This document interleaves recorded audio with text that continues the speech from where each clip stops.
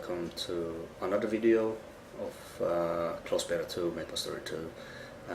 This is going to be my second last video for Close Beta 2, and this time we'll be covering up a little bit more about PvP builds. And the reason for that is for endgame, I guess, you'll eventually gonna need some PvP gear for that extra sweet piercing bonus, which deals a lot more damage to the bosses. One of them will be Obedience Cape, which will cost 800 PvP coins or valor badges, as well as the Obedience Belt, which gives you also attack speed and piercing boost. And piercing, usually when you get a pretty high, decent amount, I usually have 22% when I go with both of them on, and correct build obviously. It will help you a lot for the Chaos, the Varak, which obviously gonna get you the kill if everyone is focusing on having piercing, because the boss has a lot of defense, and passing through or bypassing through the defense, giving you more damage output really helps a lot. But let's go on with the build here. We're having the prerequisite as usual for skills that we need for PvP. We're not going to spin in PvP obviously. You may have to spin a few times maybe if you just want to build up the stacks, but it's not really what I usually do. But Groundbreaker is your main DPS, obviously. You deal burst damage, you want to take them down as fast as possible. Void Slash is a traveling skill or mobility skill, as well as hitting hard on your first hit. So I maxed it out, hitting for 410% damage. That's almost the same as Groundbreaker at level 1, or a few levels into the dark aura stacks. But having that first hit, it's hitting really hard on the enemy. And obviously there's a lot of sound in the background, but I apologize once again every 30 minutes. Bad timing to record as usual. But yeah, Void Slash really helpful. Helps you to travel around when you don't have stamina. Also hits hard. Helps you to refresh your stacks in case you're in a bit distance. You can land that hit on enemy pretty easy. You can use this in air as well, or mid-air. Same thing with Groundbreaker, you can use it in mid-air. And the reason why you want to jump in PvP is you can avoid a certain amount of abilities that are only targeted through the ground. So using this in air, you can jump, avoid the attack, and then land the attack afterwards, punishing the enemy. And same thing goes with the Void Slash. You just need to practice a little bit. Blood loss, it's reduced to 50% of the effect, which is 21 to 22% of your health when you lifesteal. Really important skill anyways, because you need to survive sometimes. You get wombo combos by the enemy, and then if you do catch them standing still, or if you catch them off guard, like you manage to time in your attack while they're jumping to a certain position or certain angle, you can lifesteal them in the mid-air, for example. Really helpful, and it gives you a little bit more sustain, and you pressure the enemy because all the work they did, you just lifesteal it back, but by only 21% of course. So really important. I'll be covering up a little bit more on the left side, but starting off on the right side, we are going for prerequisite for Greatsword Mastery, level 6 only. Intimidation was 4 only as well as prerequisite, and the Intimidation is really important as well in PvP. A lot of people don't know much about it because the hidden effect of it is a stun. It doesn't say that in the description, but once you get 10 stacks, you can have a guaranteed stun on enemy if you are close enough to hit them with the shout.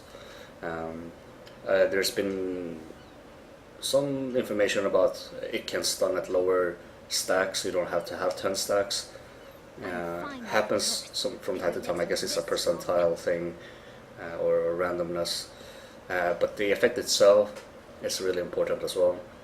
You do movement speed and jump power reduced on enemies, so they are gonna be moving a little bit slower or jumping away a little bit less height to avoid your attacks.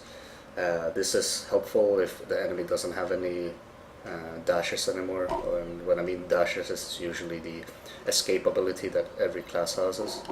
So if you know that they used up all of them, intimidation is really a powerful tool to put more pressure on the enemy.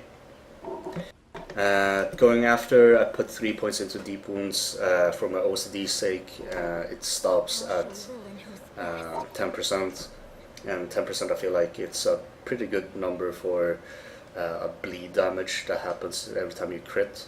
So having enemy bleed for 10% of your total damage is pretty good, I have to say. It might give you a fair advantage there. Now, Earthquake, you are gonna have Earthquake either level 1 only, but since I have extra skill points, I finish majority of the trophies. Earthquake is pretty good. It stuns enemies on the initial hit. I'm not sure if it still stuns consecutively when you're standing on the tiles. I do know it sometimes staggers the enemies, sometimes it's really laggy, people are just jumping around and sometimes they get stun locked into it or dashes away. But it's a stun, so might as well utilize it, have it available as well for PvP. Now for the remaining abilities here, I went fully on Inhuman Endurance, so having the prerequisite level 3 on Adrenaline Rush. Yeah, it's just there. You get slightly more spirit when you're lower health. Blood Price is on level 1 for the prerequisite for Inhuman Endurance. Blood Price is going to be used when enemy is really low on health, or maybe when you're low on health as well. When you're low on health in PvP, you're going to glow red on your character. That means you're dealing more damage to make it more even, so you can catch or have a second wind, I guess, or more like your chance of getting that revenge or comeback moment.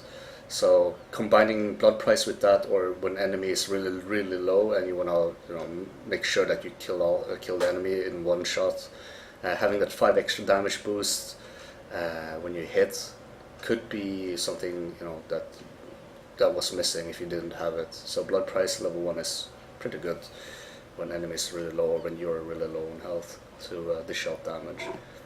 Inhuman Endurance, really helpful as well. When you're low on health, 30%, you are getting more armor or resistance. So having this is really important. Like I said, when you have that low health, you're gonna have that dark aura around you, which is a PvP feature. So having that dark aura, you're gonna deal more damage, so you want to survive longer in that phase. And that kind of summarizes the whole build here. You would spin to win a little bit sometimes, but it's not your main priority for PvP. But I would assume this is probably going to be the summarize of my PvP build that I tried out, and that helped me to build up my gear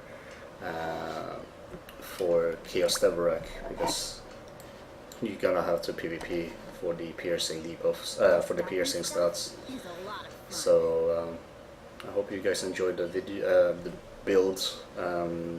Maybe it helped you out a little bit. I know it's a little bit late now, but I thought I might as well share it because I never thought about making a PvP build myself. But if you do plan on trying this out in the open beta or release, try it out, see if you like it. Obviously you might not have enough skill points because there are some skill points that are being locked behind trophies.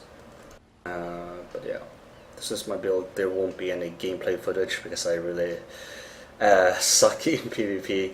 I'm not really the greatest. I actually didn't care much about it. I'm in gold.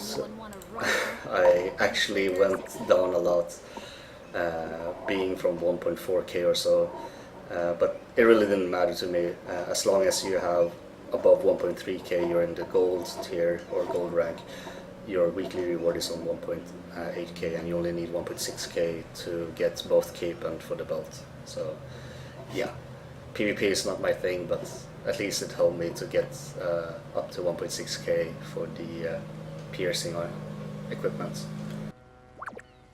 But thank you very much for watching. The next video is going to be the last video for Close Beta 2, and that's going to be covering up the summarize of all the builds I've tried out and I preferred for Chaos Devil Rack. So I'll see you in the next video.